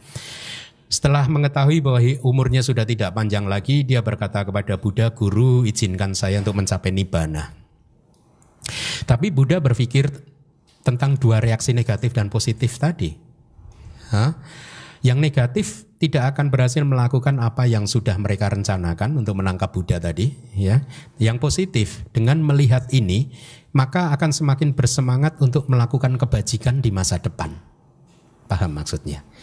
Dengan maksud yang baik, Buddha kemudian meminta Santati untuk menceritakan kepada semua yang ada di situ kebajikan apa yang telah dia lakukan di kehidupan yang lampau. Ya, tetapi Buddha mengajukan permintaan spesial, tetapi jangan menceritakannya dengan berdiri di atas bumi ini, ya, tapi di udara setinggi 7 pohon palm, ya, kira-kira begitu ceritanya. Kemudian Santati menyetujui permintaan Buddha karena Santati bisa mengingat kehidupan lampaunya. Baiklah guru, dia memberi hormat kepada Buddha dan kemudian naik terbang kira-kira gitu, turun ke bumi lagi untuk menghormat lagi kepada Buddha dan kemudian naik lagi, terbang lagi, baru kemudian beliau menceritakan kebajikan yang dia lakukan. Jadi ceritanya seperti ini, 91 kapak yang lalu, jangka waktu yang lama sekali, miliar tahun, ya, lama sekali. Santati lahir di sebuah keluarga di kota Bandukmati, ya. Raja dari Bandukmati adalah ayah dari Buddha Wipasi. Jadi pada setting waktunya adalah pada zaman Buddha Wipasi, ya, 91 kapak yang lalu. Pada saat dia lahir di sebuah keluarga di Bandukmati, ada pikiran muncul di batin Santati. Apa yang harus saya lakukan untuk melenyapkan nafsu dan juga penderitaan orang lain? Pikirannya mulia kan. Pada saat membaca ini saya membayangkan ini konsep bodhisattva yang diinikan oleh Mahayana itu mungkin seperti ini. Ya, saya tidak mengatakan persis tapi kira-kira mungkin seperti ini. Karena yang dilakukan oleh yang kemudian menjadi Santati ini pada waktu lahir di zaman Buddha Wipasi ini mirip seperti konsep bodhisattva-nya Mahayana. Hidup untuk orang lain gitu. Apa yang harus saya lakukan untuk melenyapkan nafsu penderitaan orang lain? Pada saat merenung kemudian dia mengerti bahwa pekerjaan yang dilakukan oleh mereka dalam menyebarkan Dhamma, Buddha dan para sangga itu adalah sesuatu yang bagus. Ya, oleh karena itu sejak hari itu dia bekerja keras untuk mengabarkan kebaikan, menyebarkan Dhamma meskipun posisinya hanya sebagai upasaka saja, tidak sebagai biku gitu ya. Dia senantiasa melakukan kebajikan untuk dirinya sendiri, tetapi pada saat yang bersamaan dia juga mendorong orang-orang di sekitarnya untuk terus melakukan kebajikan gitu. Ya seperti di DBS ini sudah ada tradisi yang bagus, umat saling mengingatkan hari ini adalah hari Uposatha, mari melatih sila Uposatha, itu bagus. Dorong terus untuk sama-sama melakukan kebajikan. Jadi tidak hanya Anda melakukan kebajikan Anda sendiri, tapi sebarkan kepada teman-teman di sekeliling Anda. Ayo, ini adalah hari Uposatha, mari kita ambil sila Uposatha, mari kita berlatih 8 sila gitu ya. Seperti yang dilakukan oleh pemuda tadi. Nah, pada saat dia berdana makanan, mendengarkan Dhamma, dia pun juga mendorong teman-temannya untuk juga berdana makanan, mendengarkan Dhamma. Ya, singkatnya dia terus menyampaikan kepada orang-orang bahwa tidak ada permata yang lebih indah yang bisa dibandingkan dengan 3 permata, yaitu Buddha, Dhamma, dan Sangha. Jadi lihatlah, sejak 91 kapak yang lalu, beliau sudah mengembangkan sada kepada Tiratana, 3 permata. Ya. Oleh karena itu, lakukanlah penghormatan kepada Buddha, Dhamma, dan Sangha. Begitu kata pemuda tersebut. Ya. Nah, seperti yang Anda lihat, Raja Bandukmati itu adalah ayah dari Buddha Wipasi. Pada suatu hari, Raja mendengar apa yang dilakukan oleh pemuda tadi, yang senantiasa mengabarkan kebaikan dan mendorong orang lain untuk melakukan kebajikan. Dan Raja kemudian memanggil pemuda tadi. Ya, pada saat pemuda itu sudah di hadapan Raja, Raja bertanya, apa yang kamu lakukan? Pemuda tadi menjawab, saya hanya menyampaikan kepada orang-orang tentang kualitas dari Tiratana dan mendorong mereka untuk terus melakukan kebajikan. Raja bertanya, bagaimana cara kamu menyebarkan berita itu? Ya dengan berjalan kaki, Raja, ke sana kemari, kalau ketemu teman saya dorong untuk melakukan kebajikan. Kemudian Raja berkata, sungguh tidak pantas menyebarkan hal baik hanya berjalan kaki. Begini, bagaimana kalau kamu saya beri kuda saja? Ya, akhirnya diterima kuda tadi sehingga dan pemuda tadi melanjutkan pekerjaannya untuk menyebarkan kebaikan, untuk menghormat kepada Tiratana dengan naik kuda. Ya, sampai suatu hari untuk kedua kalinya Raja memanggil lagi, ya, dan singkat cerita Raja memberi hadiah kereta yang ditarik dengan 4 kuda supaya bisa mewartakan kebaikan itu dengan lebih luas lagi. Ya. Jadi Raja berdana gitu. Mungkin kalau sekarang mungkin diberi Alphard gitu ya.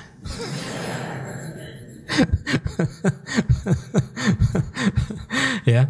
Nah, untuk kedua kalinya diberi kereta, kemudian yang ketiga kalinya dipanggil lagi dan diberi kendaraan gajah. Jadi akhirnya malah naik gajah. Itu dianggap sebagai kendaraan paling mewah pada saat itu. Dan pemuda tadi terus mewartakan kebajikannya, ya. Dia pun melakukan kerja misionaris menyebarkan kebajikan tadi dengan naik gajah, ya, dengan hati yang penuh sukacita. Lihat, sukacita, ya, bukan UPK, sukacita.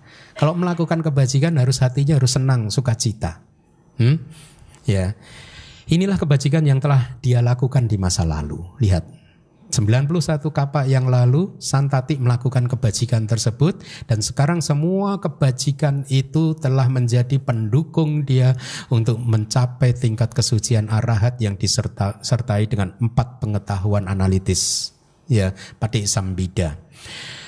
Setelah menyampaikan kebajikan yang dia lakukan di masa lalu, Santati selesai bercerita, kemudian dia bermeditasi dengan objek kasina api, dan ketika telah masuk ke jana, dia kemudian langsung memasuki nibbana, parinibbana.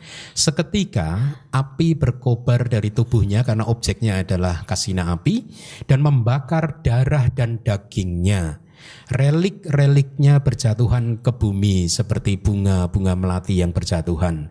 Buddha membentangkan kain putih untuk menerima relik yang jatuh tadi.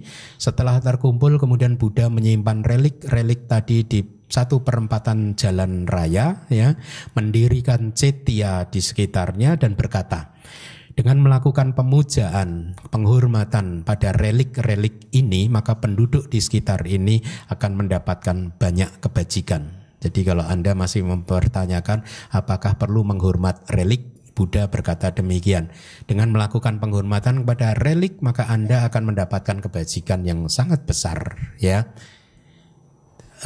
Inilah cerita bagaimana Santati mengatasi kesedihannya. Ya, karena dengan menjadi seorang arahat, maka batinnya sudah murni dari kotoran batin, semua asawa, sehingga kesedihan apapun itu juga tidak lagi bisa menguasai hatinya. Baik, saya rasa sampai di sini dulu kelas kita. Sadu, sadu, sadu. Bante, saya tertarik dengan pertanyaan pemujaan terhadap relik, Bante. Makasih. Yang ditanyakan? Yang ditanyakan kenapa istilahnya Buddha sendiri juga menganjurkan. Oh, sebenarnya makna dibaliknya adalah bahwa relik ini kan hanya muncul dari sisa tubuh arahat, ya. Pada saat kita memuja relik, menghormat pada relik, ya, batin kita teringat bahwa relik ini dulu adalah sisa tubuh arahat, berarti di masa lalu itu ada orang yang telah mencapai tingkat kesucian arahat, di masa lalu ada manusia yang berlatih keras dan mencapai tingkat kesucian arahat, ya. Dengan demikian sadar kita akan semakin meningkat, ya, bahwa ada di bumi ini orang suci. Baik itu di masa lalu ada orang suci, dan kita juga percaya di masa sekarang pun juga pasti ada orang suci kalau berlatih dengan jalan Satipatthana, ya. Nah, kenapa dikatakan dengan melakukan pemujaan relik dia akan mendapatkan kebajikan yang besar? Karena menghormati mereka yang memang pantas untuk dihormati itu adalah berkah utama, kan? Ya, mendapatkan kebajikan saja artinya apa? Menghormati itu adalah kebajikan. Kalau atau dianalisa dari kita kan mengenal dasak punya kiriya watu, kan, 10 landasan kebajikan, kan, 10 landasan untuk melakukan kebajikan, ya. Salah satu dari 10 kebajikan itu adalah penghormatan.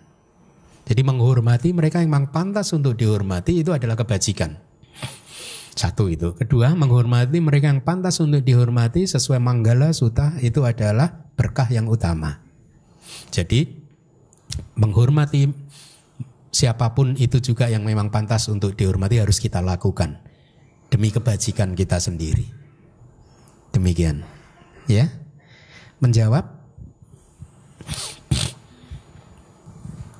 Kalau dari yang saya dapat berarti sama seperti penghormatan kita kepada rupang Buddha itu Bante ya? Oh ya, sama.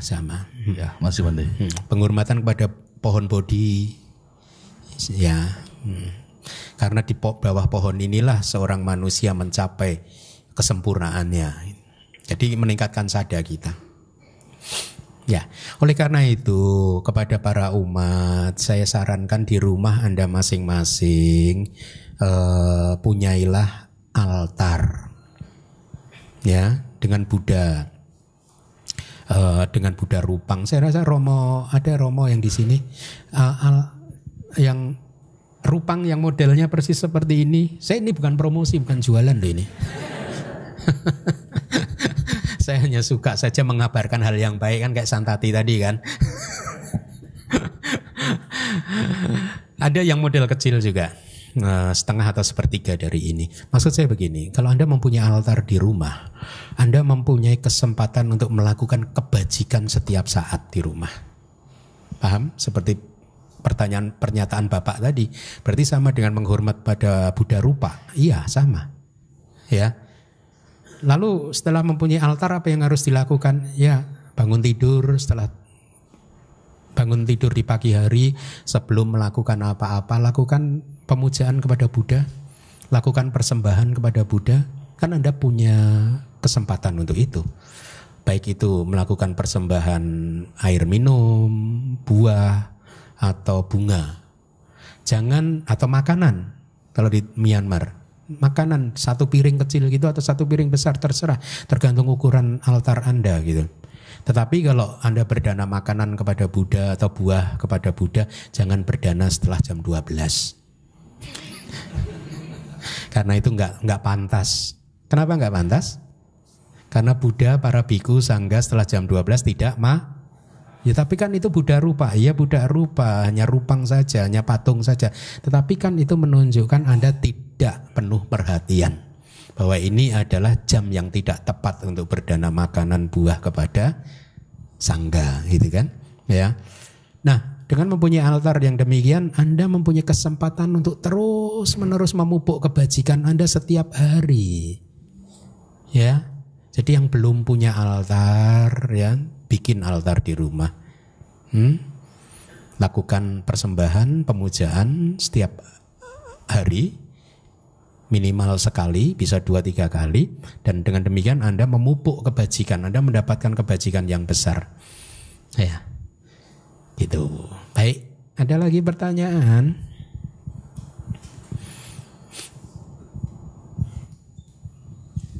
Selamat siang Bante Sotiotu. Tadi Bante mengatakan kalau dalam melakukan kebajikan harus disertai dengan perasaan sukacita, bukan hanya UPK. Mohon diterangkan Bante, terima kasih. Iya, banyak sekali disalahartikan UPK yang dimaksud pada saat kita harus menghadapi perubahan di dalam kehidupan itu sebagai UPK yang disebut perasaan. Padahal arti dari UPK itu ada 10 macam arti UPK. Salah satunya memang perasaan. Perasaan UPK itu perasaan apa? Tenang. Tidak suka, tidak juga tidak suka. Perasaan yang netral-netral saja. Ya. Jadi, tetapi ada arti lain dari UPK, yaitu keadaan batin yang benar-benar di tengah, tidak memihak condong ke kiri atau tidak memihak atau condong ke kanan. Ya, keadaan batin yang netral, bukan perasaan yang netral. Ya, Anda sudah menikah? Belum? Punya pacar? Punya ya. Pada saat pertama kali melihat pacar Anda, perasaan yang muncul apa?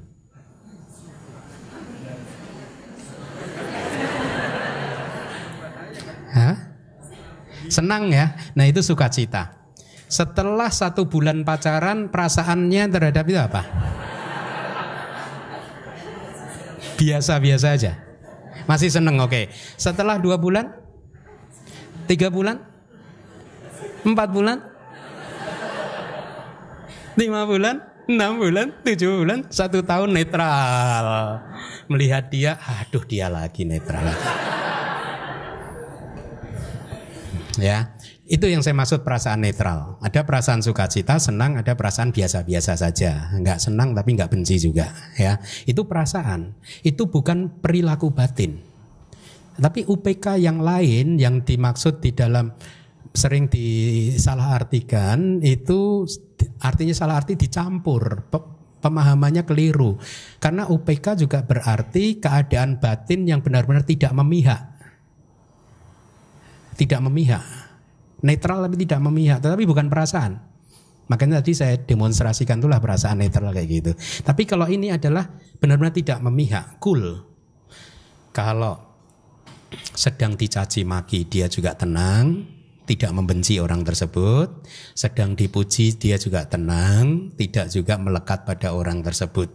Ya, dia tidak lebih condong kepada teman-teman yang memuji dia dan membenci kelompok yang membenci dia netral, memperlakukan dua kubu sama saja.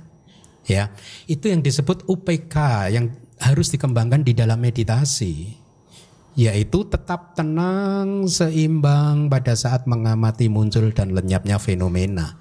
Batin harus tenang. Tetapi itu bukan berarti perasaan yang netral. Kalau perasaan sukacita, kita bisa mengamati muncul dan lenyapnya nama dan rupa dengan tenang, tidak membela kanan kiri tadi, tetapi dengan hati yang penuh sukacita. Ya, jadi perasaannya itu tetap sukacita,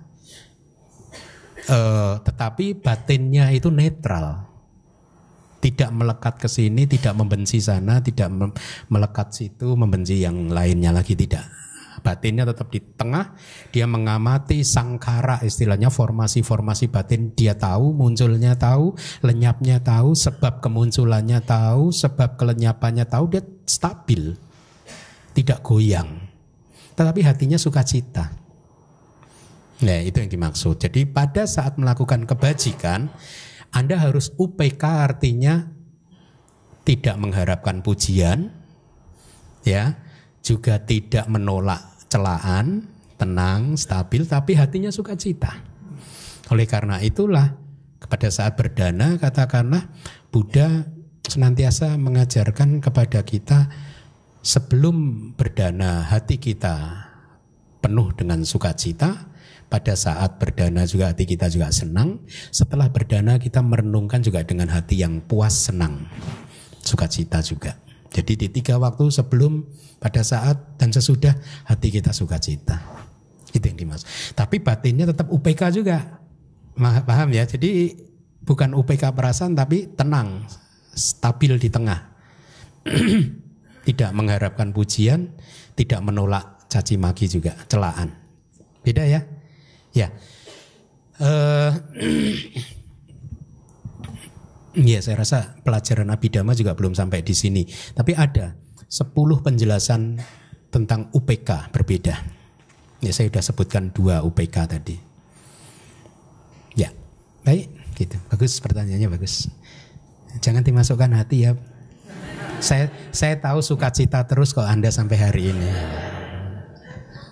Bante bohong nih ya. Enggak sih.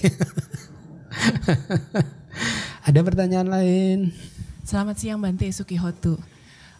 Saya mau nanya, Bante bilang kan kalau misalnya Mahasatipatthana Sutta Mahasatipatthana adalah jalan tunggal untuk mencapai nibbana. Tapi untuk kasus Santati itu, apakah Santati masuk ke jalan ini untuk mencapai nibbana atau gimana Bante? Terima kasih Bante. Ya, pertanyaan ini juga bagus. Kenapa saya katakan bagus? Karena umat zaman now masih sering keliru untuk berargumentasi atau memahami dhamma, ya, dengan mencampur adukkan situasi dulu dan situasi sekarang. Mencampur adukkan apa yang terjadi di zaman Buddha dengan apa yang harus terjadi di zaman sekarang.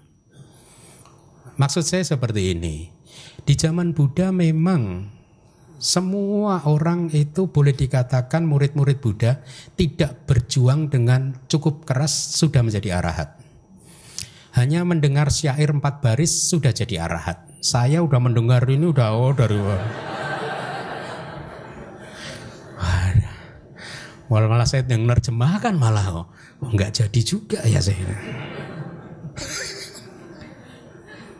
Ya, makanya ada juga kan tadi ada yang bereaksi negatif, ada yang bereaksi positif terhadap ceramah-ceramah seperti ini juga bereaksi negatif. Misalkan ada yang mengatakan abhidhamma itu penting. Kalau tidak memahami abhidhamma lalu bagaimana mencapai nibbana. Nah tadi seperti pendengarnya Santati ada yang bereaksi negatif gitu. Sangat disayangkan gitu. Bla bla bla seorang biku bicara seperti ya karena dia berpikirnya negatif. Ya harusnya kan nggak usah bicara tanpa abhidhamma nggak bisa mencapai nibbana. Terus dia memberi contoh itu dulu Pancawagya juga nggak paham abhidhamma gitu. Ya termasuk Santati tadi juga nggak paham abhidhamma, baru ketemu Buddha nggak ada 1 jam jadi arahat. Kapan belajar abhidammanya? Wah, untuk 1 kelas saja nanti jam 1 sampai jam 3. Ya, nah maksud saya itulah mengapa dhamma itu harus dipelajari secara benar. Kalau kita bicara pariyati, dhamma harus dipelajari secara benar. Seperti orang sekolah lah. Kita semua dulu kuliah. Dan kita kuliah pun bertahun-tahun kan, ya. Itu harus belajar sesuatu secara bertahap kan, ya. Semester 1 belajar ini, semester 2 belajar ini, semester 3 belajar ini, sehingga akhirnya pada saat kita lulus sarjana, kita sudah mempunyai pengetahuan yang lengkap terhadap bidang yang kita pelajari selama di bangku kuliah. Kalau yang dokter juga paham dokter, kedokteran, yang insinyur paham tentang bangunan, yang hukum paham tentang hukum, dia belajarnya secara terstruktur. Ya, nah sebenarnya logika yang sama juga berlaku untuk belajar dhamma.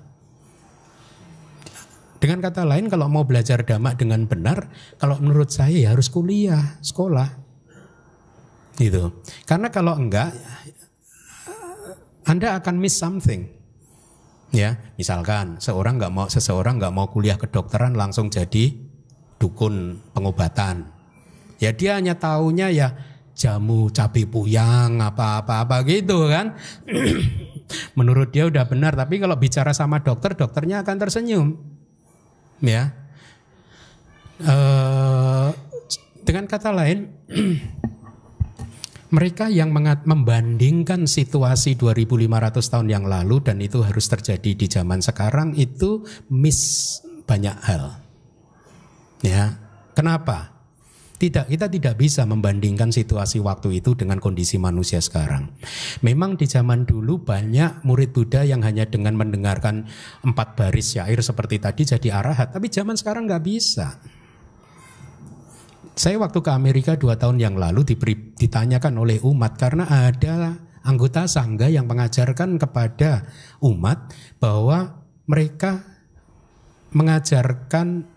dia mengajarkan meditasi dengan melakukan perenungan terhadap sutta dan menurut dia kalau kita merenungkan mendengarkan sutta dengan baik mereka bisa jadi sotapanna dan seterusnya mirip seperti yang ada di kitab suci. Wah itu jadi hot loh itu pertanyaan itu. Oh saya dikejar terus waktu di Amerika itu saya nggak bisa gitu. Kemudian saya katakan kenapa nggak bisa? Karena manusia itu ada 4 level. Ada yang disebut pada parama. Ya, artinya seseorang yang atau dengan kata saya sangat cerdas secara spiritual. Jadi baru dibebarkan 4 baris langsung arahat. Atau seperti yang Arya Sariputta mendengar 4 baris dari Yang Mulia Asaji jadi sotapanna. Ya, itu sangat cerdas secara spiritual. Ada lagi level kedua adalah manusia yang cerdas secara spiritual.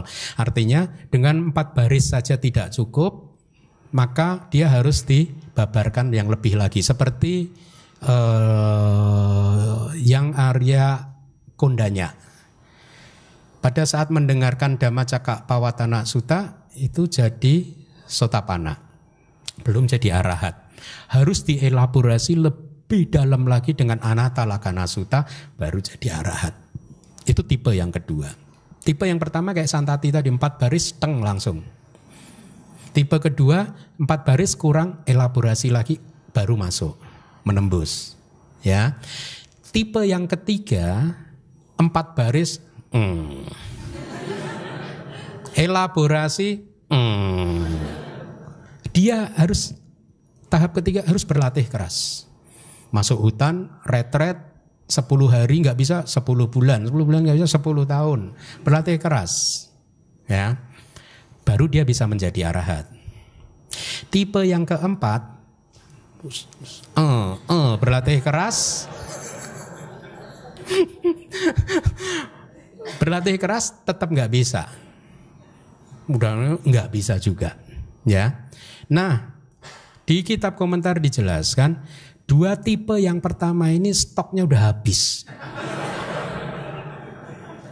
Udah habis, udah parinibbana semua.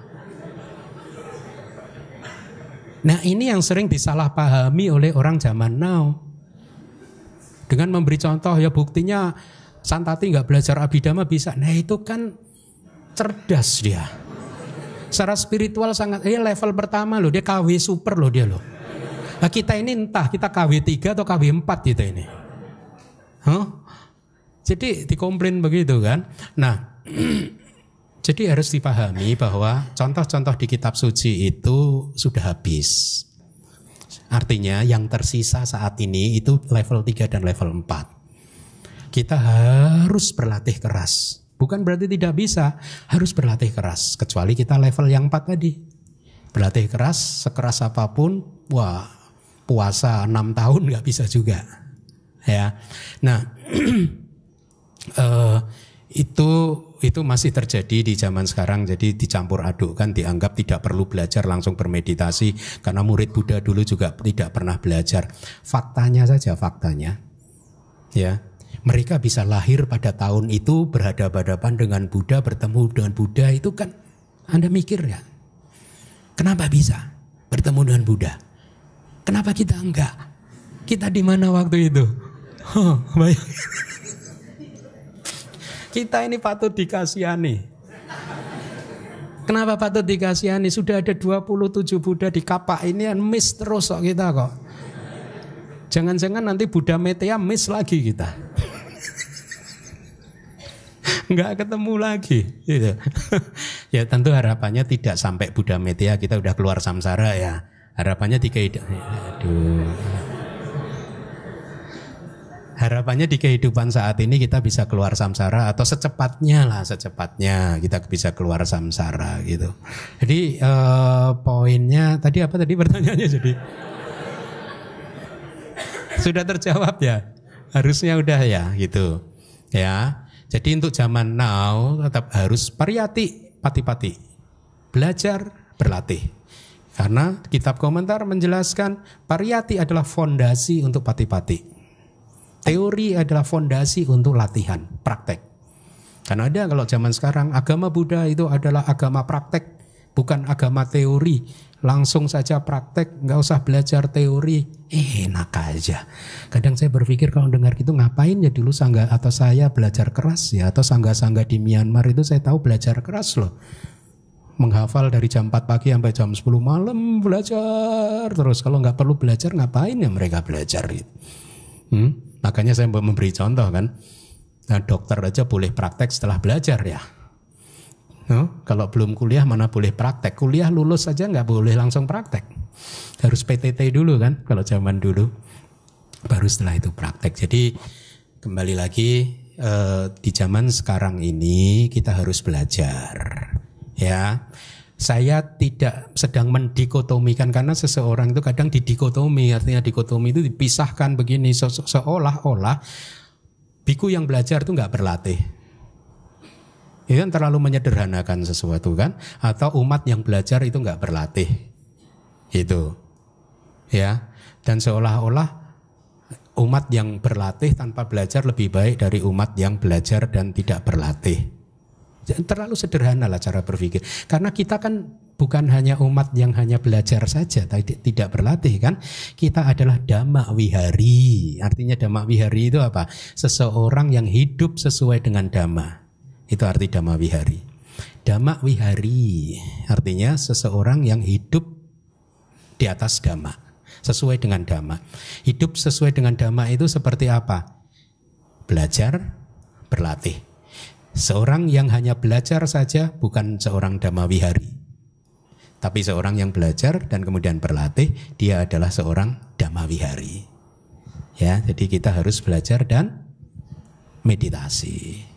Itu ya. Karena waktu juga.